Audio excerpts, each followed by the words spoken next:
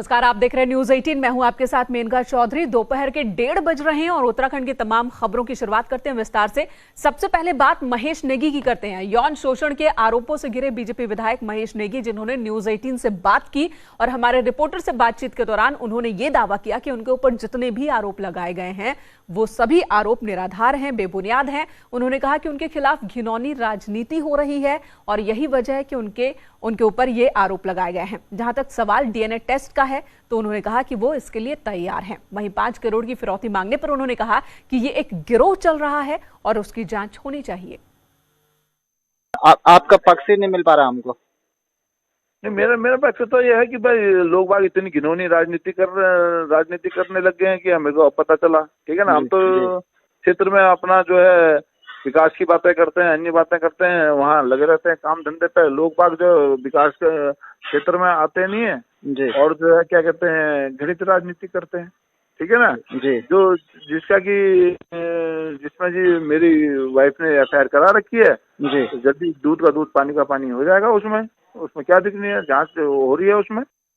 और दूसरे वैसे जैसे ये महिला वो बता रहे हैं कि साहब आप डीएनए टेस्ट करा लो मेरा जी बच्ची का।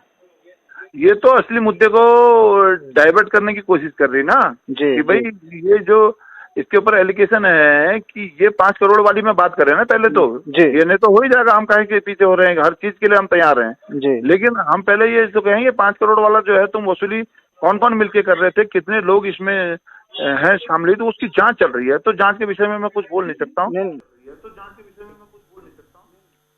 तो सुना आपने, वो कह रहे हैं कि जांच के विषय में कुछ कह नहीं सकते हैं, लेकिन उनके खिलाफ एक बड़ी साजिश है। विधायक महेश नेगी मीडिया और को फेस करने से लगातार कतरा रहे हैं, लेकिन फोन पर उन्होंने न्यूज 18 से बातचीत की और इस बातचीत में कहा कि वो सभी तरह की जांच के लिए तैयार हैं, लेकिन हर बार कोई ना कोई व्यस्तता बताकर मिलने से बच भी रहे हैं। न्यूज 18 की टीम ने आज भी विधायक हॉस्टल उनके आवास पर जाकर मुलाकात करने की कोशिश की, लेकिन विधायक वहां मिले नहीं। विधायक से रूम में एक शख्स जरूर था उनके रूम में, जो टीम को देखने के बाद रूम बंद करके निकल गया, लेकिन ये शख्स कौन था यह अभी तक साफ नहीं है। पूछने के बाद भी उसने अपना नाम नहीं बताया, नाम बताने से इनकार कर दिया। तो आज फिर न्यूज 18 की टीम ने मुलाकात की कोशिश की थी विधायक से, लेकिन ये कोशिश नाकाम रही क्योंकि विधायक सामने नहीं आ रहा है। फोन पर उन्होंने जरूर बात की, तमाम आरोपों को खारिज किया, खुद के ऊपर राजनीति किए जाने की बात कह रहे हैं, लेकिन मिले नहीं। उनके रूम में एक लड़का भी उनके साथ मौजूद था। जब न्यूज 18 की टीम वहां पहुंचती है, वो लड़का न्यूज 18 की टीम को देखकर खुद बाहर निकल जाता है, लेकिन अपना नाम नहीं बताता है। तो यही वो जगह जहां पर न्यूज 18 की टीम पहुंची और यहीं पर मौजूद थे विधायक, लेकिन वो मिले नहीं। महेश नेगी अपने आवास से लगातार गायब चल रहे हैं और लगातार संपर्क करने के बावजूद भी वो मीडिया के सामने और जांच टीम के सामने नहीं आ रहे। मैं ये उनके रूम में रहता हूँ, मैं वहाँ पे क्या कहते हैं पढ़ता हूँ। यहाँ उनके रूम में रहने से मेरा उनसे क्या मतलब। 62 तो विधायक को आवंटित है। आप अरे भाई मैं वहाँ रहता हूँ, ठीक है विधायक जी के साथ। हाँ, तो ये इससे मेरा क्या मतलब ये बताओ। तो यही तो पूछ रहा हूँ आपसे। तो आप विधायक जी हैं वहाँ? विधायक जी हॉस्पिटल चले गए थे सवेरे। अच्छा, ठीक है। अच्छा, आप उनके साथ रह के पढ़ाई करते हैं? उनके साथ कहाँ रहता हूँ मैं तो अपने कुछ काम से आया था पेपर से। ठीक है हाँ। अभी रूम भी आप ही बंद करके आए ना, इसलिए पूछ रहा हूँ। वहाँ होगा कोई बंदा, जाओ देखो। अभी तो थे। अरे और भी तो बंदा होगा कोई। आप तो रूम बंद करके आए यार, इसलिए पूछ रहा हूँ। आप फिर क्यों रहे? मैं सिंपली बोल रहा हूँ कि आप उनके कार्यकर्ता हैं, क्या है, रिश्तेदार हैं, क्या है ये? यार मैं आपको क्या बताऊँ, आप किस बारे में पूछ रहे हैं मेरे को ये तो बताओ। आप खाली ये लगा के क्या मतलब। खुद पर लगे शारीरिक शोषण के आरोपों के बाद विधायक महेश नेगी किसी से भी मुलाकात नहीं कर रहे हैं। वो फ़ोन पर तो अवेलेबल हैं, लेकिन जब भी हमने उनसे मिलकर बातचीत करने की कोशिश की तो उन्होंने हर बार मुलाकात को टाल दिया। ये विधायक हॉस्टल है और इस हॉस्टल में कमरा नंबर 62 महेश नेगी को आवंटित है। हमने यहाँ भी महेश नेगी से मिलने की कोशिश की, लेकिन जब हम यहाँ पर आए तो यहाँ कमरे में एक शख्स मौजूद था। हालांकि वो शख्स कौन था, कहाँ से आया था, विधायक के कमरे में क्या कर रहा था, ये उसने बताने से इनकार कर दिया। इतना जरूर उसने कहा कि विधायक अभी हॉस्पिटल गए हैं। विधायक महेश नेगी को आज जांच अधिकारी के सामने भी पेश होना है। तमाम तरह के सवाल हैं जो महिला के आरोपों के बाद उनसे पूछे जाने हैं, उनको उन सवालों का जवाब देना होगा। लेकिन इस सबसे भी एक बड़ा सवाल है कि आखिर विधायक महेश नेगी मीडिया से बच क्यों रहे हैं, जवाब देने से कतरा क्यों रहे हैं। कैमरा पर्सन भरत शर्मा के साथ सुनील नौप्रभात, न्यूज 18 देहरादून। और विधायक महेश नेगी वो मीडिया के सामने नहीं आ रहे हैं, लेकिन उन पर आरोप लगाने वाली प्रीति बिष्ट वो जरूर सामने आ रही है और खुलकर कह रही है। एक बार फिर उसने यही बात कही कि जो आरोप उसने लगाए हैं वो आरोप 100% सही है। बच्ची की जान का खतरा भी उन्होंने बताया। महेश नेगी से बता रही हैं कि बच्ची की जान को खतरा है। साथ ही पीड़िता ने यह भी कहा कि आरोप लगाया है कि पुलिस ने इस पूरे मामले में उनकी बात नहीं सुनी, ना ही एफआईआर अब तक दर्ज की गई है। जबकि विधायक महेश नेगी की पत्नी की तहरीर पर मामला दर्ज कर लिया गया है उनके खिलाफ। न्यूज 18 से एक्सक्लूसिव बातचीत में पीड़िता ने कहा कि जो आरोप वो लगा रही है 100% सही है। डीएनए टेस्ट के लिए वो तैयार है। 5 करोड़ रुपए लेने के आरोप जो उस पर लगाए जा रहे हैं, मांगने के आरोप, वो आरोप गलत है, वो मामला गलत है। पुलिस भी विधायक का साथ दे रही है। बीजेपी विधायक महेश नेगी पर लगे यौन उत्पीड़न के आरोपों में कितनी सच्चाई है, इसको लेकर महिला आयोग जहां जांच कर रहा है, वहीं पीड़िता आज न्यूज़ 18 के साथ है और वो बताएंगी कि क्या कुछ अभी तक इस पूरे मामले में रहा है। मुझे बताइए कि गंभीर आरोप आपकी तरफ से लगाए गए हैं, कब से आप जानती थी और अब क्या कहना चाहेंगी? क्या विधायक की तरफ से अभी तक, जब से मामला चल रहा है 4-5 दिन हो गए, आपसे कोई संपर्क किया गया? मैं उनको 2018 से जानती हूँ। 2018 से हम सब के, हमारे बीच में, दोनों के बीच में ये सब चल रहा है और अभी तक 5 अगस्त को मेरी उनसे लास्ट टाइम बात हुई है। उसके बाद मेरी उनसे कोई बात नहीं हो रही है। कुछ कहा गया? किसी पार्टी की तरफ से कोई फ़ोन आपके पास आया अभी तक? नहीं, मेरे पास ऐसा कोई फ़ोन नहीं आया है। 5 अगस्त को मैंने उनको बात करके ये सारी बातें बताई थी। उन्होंने मुझे यही कहा कि मेरे तो चुनाव आ रहे हैं, 2022 में मेरे चुनाव हैं, अगर तुम ऐसा कुछ करोगे या ये बातें अगर कोर्ट तक जाती हैं तो मैं सुसाइड कर लूँगा। बात बिगड़ी कहाँ से? आप जैसे जानते थे उनको और आप बता रहे हो कि 2018 से सारी चीज़ें ख़राब हो गई। क्या आखिरी बार बात हुई आपकी जिससे पूरी बात बिगड़ गई और आपको सामने आना पड़ा? बात तो मैं तो सामने आ ही नहीं रही थी। एफआईआर तो उनकी वाइफ ने मेरे लिए करवाई कि मैं उनसे 5 करोड़ रुपए मांग रही थी। 25 लाख रुपए देके उनकी वाइफ ने मुझे चुप रहने को बोला, जो कि मैं अभी तक, मतलब पैसों का मुझे कोई लालच नहीं है। मुझे अपनी बेटी का उनके साथ डीएनए टेस्ट करवाना है। बस मुझे डीएनए की रिपोर्ट आने तक इंतजार करूंगी। उसके बाद जो उचित कार्रवाई होगी, या मैं गलत हूँ वो गलत हूँ, इसका निष्कर्ष उसके बाद निकलेगा ना, डीएनए टेस्ट के बाद। बस मैं ये चाहती हूँ वो डीएनए टेस्ट करवाएं अपना। उनकी वाइफ के ने जितने भी मेरे पे आरोप लगाए हैं सारे आरोप झूठे हैं। मैंने उनसे कोई पैसे नहीं मांगे और ना मुझे अभी कोई पैसे चाहिए। मुझे बस डीएनए की रिपोर्ट चाहिए। आप ये भी कह रही हैं कि आमने सामने होकर बातचीत होनी चाहिए, वो बात नहीं करना चाह रहे हैं आपसे? उसके बाद आपने 5 अगस्त के बाद उनको कॉल किया था? नहीं, मैंने 5 अगस्त के बाद उनको कोई कॉल नहीं किया था। जब मेरी बात उनकी वाइफ से हुई थी, उस दिन उनके बार बार मेरे पास फ़ोन आ रहे थे, मुझे फ़ोन कर रहे थे। मैंने उनसे कोई बात नहीं करी। उनकी वाइफ से मेरी बात हो गई थी। उसके बाद वो खुद ही आके यहाँ मुझसे मिली हैं। वो कह रही हैं कि मैंने उनको मिलने बुलाया है, ऐसा नहीं है। वो खुद ही आके मुझसे मिली हैं यहाँ पे। बस पुलिस मेरी एफआईआर लिखे, यही कहना चाहूँगी, और उनका डीएनए टेस्ट जल्द से जल्द हो, क्योंकि मुझे और मेरी बच्ची की जान को खतरा है। जिस तरह से उनकी वाइफ रोज़ रोज़ नए नए लेटर दे रही हैं कि अभी उनकी बच्ची को प्रोटेक्शन मिलनी चाहिए या मुझे प्रोटेक्शन मिलनी चाहिए, अब उन्हें मेरी बच्ची और मुझे, मेरा क्या डर है? वो इसलिए सामने आए, मुझसे बात करें। अभी आपको सब सुन रहे हैं, क्या कुछ कहना चाहेंगे? विधायक साहब को भी आप कुछ कहना चाहती हैं? नहीं, मैं कुछ नहीं कहना चाहती। चलिए, बहुत बहुत शुक्रिया हमसे बातचीत करने के लिए। ये आपने सुना पीड़िता को, और वो कह रहे हैं कि उनको और उनकी बच्ची को जान का खतरा है। पुलिस सहयोग नहीं कर रही है इस पूरे मामले में, और अब उनको जो उम्मीद है वो महिला आयोग से है, वहाँ पर वो दरख्वास्त करेंगी। इसके अलावा उनका ये भी कहना है कि इस पूरे मामले में खुलकर बातें तभी सामने आएंगी जब दोनों आमने सामने आएंगे, बीजेपी विधायक भी, और उनकी भी बातचीत करवाई जाएगी। कैमरा पर्सन राकेश रावत के साथ भारती सकलानी, न्यूज़ 18 देहरादून। और ये मामला अब लगातार तूल पकड़ता जा रहा है और इसी मसले पर विधानसभा अध्यक्ष प्रेमचंद अग्रवाल ने रिएक्शन दिया और उन्होंने कहा कि इस तरह के मामले में गंभीरता से जांच होनी चाहिए, क्योंकि एक जनप्रतिनिधि पर गंभीर आरोप लगे हैं और यही वजह है कि इसकी जांच निष्पक्ष होनी चाहिए। ठीक है कि इसमें निश्चित रूप से जांच होनी चाहिए, और क्योंकि यदि एक जनप्रतिनिधि पे इस प्रकार का आरोप है तो गंभीरता से उसमें विचार होना चाहिए, जांच होनी चाहिए, और ये बात तो जांच के उपरांत ही पता चलेगी कि दोषी कौन है। महिला आयोग ने भी अब सख्ती दिखाई है। महिला आयोग की अध्यक्ष विजय बर्थवाल सख्त हो गई हैं। उन्होंने कहा है कि इस मामले में अब महिला आयोग पीड़िता और बीजेपी विधायक महेश नेगी दोनों को ही आयोग के सामने पेश करेगी। महिला आयोग का कहना है कि उन्हें व्हाट्सएप के जरिए पीड़िता की तरफ से शिकायत की गई, जिसको लेकर अब एसएसपी दून को लेटर भेजा जा रहा है। सोमवार को एसएसपी अल्मोड़ा को भी कार्रवाई के लिए कह दिया गया। 29 अगस्त तक रिपोर्ट भी मांगी गई है। तो दोनों की आमने सामने पेशी की भी बात महिला आयोग की जा रही है। महिला आयोग ने सख्ती दिखाई है इस मसले में। लेटर मिला था और उसके बाद प्रीति बिष्ट करके कोई लड़की का भी एक लेटर मिला और उसने उसमें अपनी परेशानी या जो उसके साथ घटना घटी है उसका जिक्र उसमें किया है।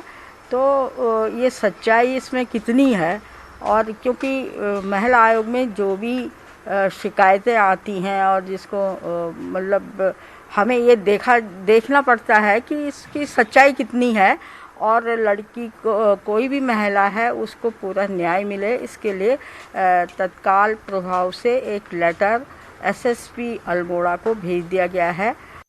पीड़िता ने पुलिस पर भी गंभीर आरोप लगाए हैं। पीड़िता का कहना है कि पुलिस इस मसले पर एक एफआईआर तो दर्ज कर चुकी है, जो कि विधायक की पत्नी ने दर्ज कराई, लेकिन उसकी तरफ से कोई एफआईआर दर्ज नहीं की गई है और इस पर पुलिस ने जवाब दिया है। पुलिस का कहना है कि इस मामले में एक एफआईआर हुई है और उसी एफआईआर में महिला के आरोपों को भी जोड़ा जा रहा है और उसके साथ ही आगे की कार्रवाई होगी। आगे भी जांच में जो साक्ष्य सामने आएंगे उस एंगल पर मुकदमा दर्ज किया जाएगा। साथ ही पुलिस का कहना है कि किसी भी प्रकार से कोई दबाव पुलिस के ऊपर नहीं है। मामले में सही तरीके से जांच चल रही है, ये भरोसा पुलिस की ओर से दिया जा रहा है। जो भी स्टेटमेंट हमारे पास आ रहे हैं उनको इन्वेस्टिगेशन में इंक्लूड किया जा रहा है और बिल्कुल फेयर इन्वेस्टिगेशन हो रही है और जो भी एविडेंसेस सामने आ रहे हैं उसके हिसाब से कार्रवाई की जा रही है। देखिए, जो भी फैक्ट्स इन्वेस्टिगेशन में सामने आएंगे उसी के हिसाब से कार्रवाई की जाएगी और जो भी चार्जशीट फाइल की जाएगी या जो भी क्लोजर रिपोर्ट फाइल होगी, अंतिम रिपोर्ट जो भी पुलिस प्रेषित करेगी वो जो इन्वेस्टिगेशन के फैक्ट्स होंगे उसके आधार पर करेगी। हाई प्रोफाइल मसला, जाहिर सी बात है आसानी से नतीजे तक पहुंचना बहुत मुश्किल है। अगली खबर बात कर लेते हैं पहाड़ों पर बारिश की। लगातार बारिश हो रही है। मूसलाधार बारिश की वजह से जनजीवन बुरी तरह से प्रभावित हुआ है। लोगों को बहुत सी मुश्किलों का सामना करना पड़ रहा है। आज आपको एक ऐसा वीडियो दिखाते हैं जिसमें पहाड़ में हो रही बारिश का खतरनाक रूप दिख रहा है। लोग मृतक का अंतिम संस्कार करने एक नदी के किनारे आते हैं। मृतक की चिता भी जलाई जाती है, लेकिन अचानक पहाड़ी नदी में तेजी से पानी आता है और पानी अपने साथ जलती हुई चिता को भी बहा ले जाता है। पानी को बहता देख लोग भी इधर उधर भागते हैं। हालांकि वीडियो कहाँ का है और कब का है इसकी पुष्टि नहीं है। न्यूज़ 18 ये तस्वीरें आपको दिखा रहा है, लेकिन देखिए जरा, बारिश ने उत्तराखंड के पहाड़ी इलाकों और राज्य से सटे नेपाल के इलाकों में किस कदर कहर बरपाया है। अंतिम संस्कार, लेकिन तभी नदी में तेजी से पानी आता है और पानी का बहाव बढ़ता है, दायरा बढ़ता है और इस चिता को अपने साथ पानी लेकर आगे बह जाता है। चिता के बहने के साथ ही लोग भी इधर उधर होने लगते हैं। अगली खबर चमोली से, जहां पर गौचर स्थित आईटीबीपी के पास पहाड़ी से मलबा गिरने की वजह से बद्रीनाथ हाईवे बंद हो गया, जिसके चलते वाहनों को परेशानी का सामना करना पड़ रहा है। यहां ऑल वेदर रोड कटिंग के चलते कई दिनों से रुक रुक कर पत्थर गिर रहे हैं और यही वजह है कि लोगों की जिंदगी भी खतरे में है। आज एक बार फिर यहां भारी मात्रा में मलबा आया, हाईवे बंद हो गया, दोनों तरफ वाहनों की लाइन लग गई। एनएच की टीम मलबा हटाने के काम में जुटी हुई है।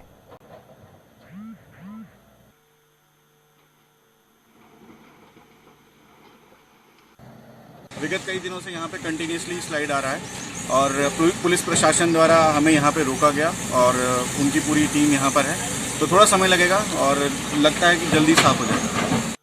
और ये हाल किसी एक जिले या एक इलाके का नहीं है, बल्कि प्रदेश के कई इलाकों में बारिश, भूस्खलन, जलभराव से नुकसान हुआ है। सरकार की तरफ से पूरा रिस्पांस सिस्टम फेल है, जिससे आम लोग परेशान हैं और इस मुद्दे को लेकर कांग्रेस प्रदेश अध्यक्ष प्रीतम सिंह ने मुख्य सचिव को ज्ञापन सौंपा। देहरादून से पिथौरागढ़ तक आपदा प्रभावित लोगों को राहत पहुंचाने की मांग की। प्रीतम सिंह ने कहा कि अब तक कोई बड़ी राहत प्रभावितों तक पहुंचाई ही नहीं गई है।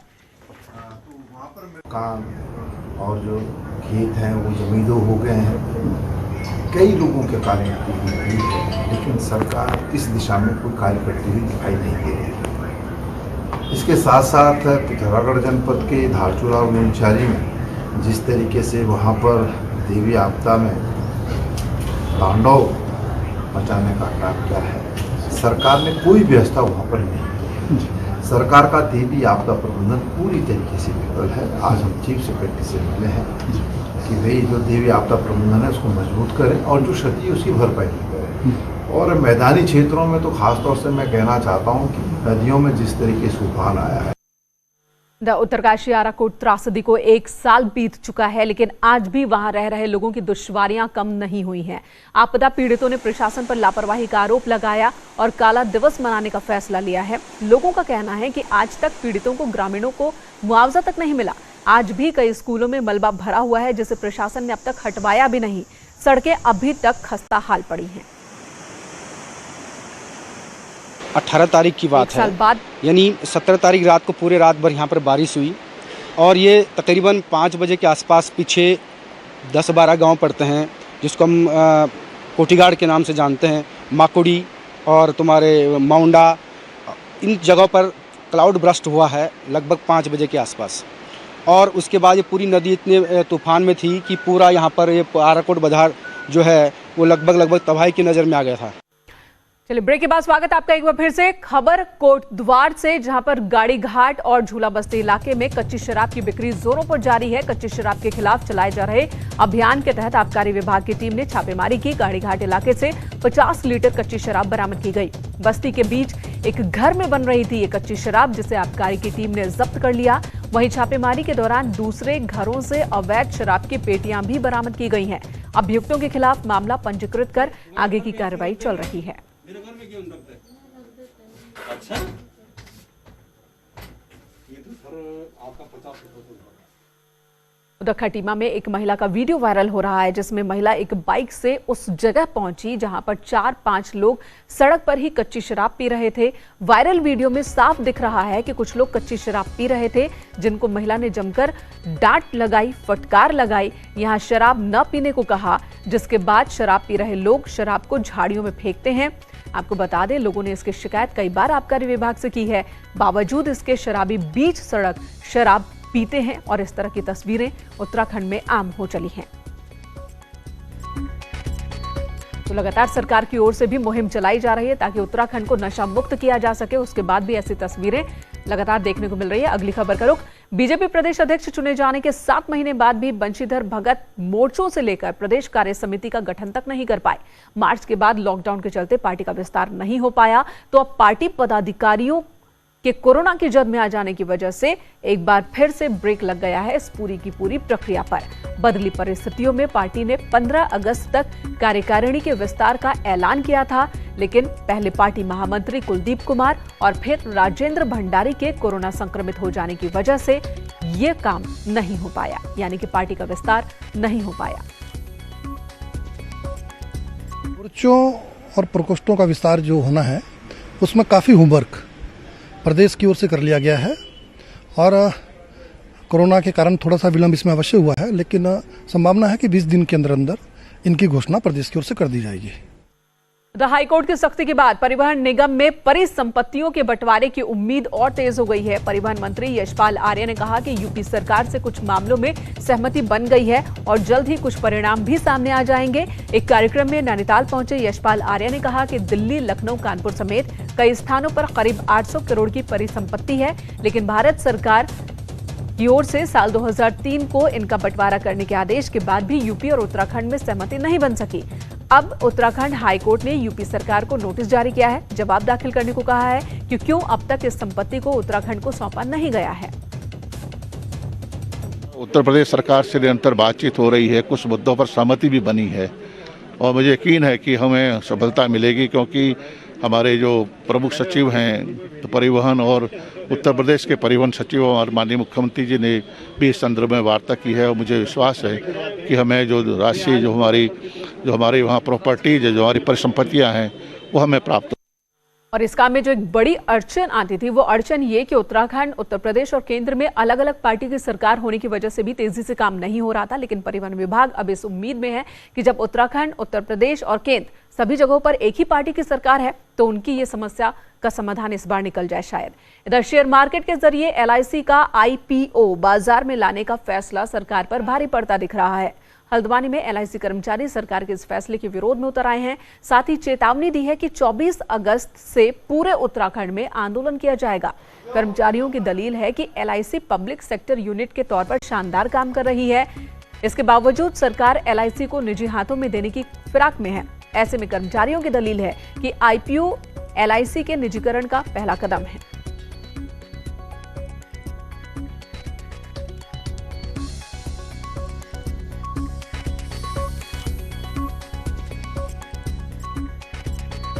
तो 24 अगस्त को बड़े आंदोलन की चेतावनी दी गई है एलआईसी के उन लोगों की ओर से, उन कर्मचारियों की ओर से जो इसमें एजेंट के तौर पर काम करते थे और एलआईसी से जुड़े हैं किसी न किसी तरीके से। और इनका कहना है कि सरकार निजीकरण करना चाहती है एलआईसी का, जबकि पब्लिक सेक्टर के रूप में एलआईसी बेहतरीन काम कर रही है। और अगर ऐसा होता है, निजीकरण किया जाता है, तो फिर ये बड़े आंदोलन की तैयारी में है। कर्मचारियों ने ये चेतावनी दी है। उनका कहना है कि ये पहला स्टेप है आईपीओ के रूप में एलआईसी को लाने का। हम लोगों ने ये अभियान चला रखा है, save PSU, save LIC, save nation.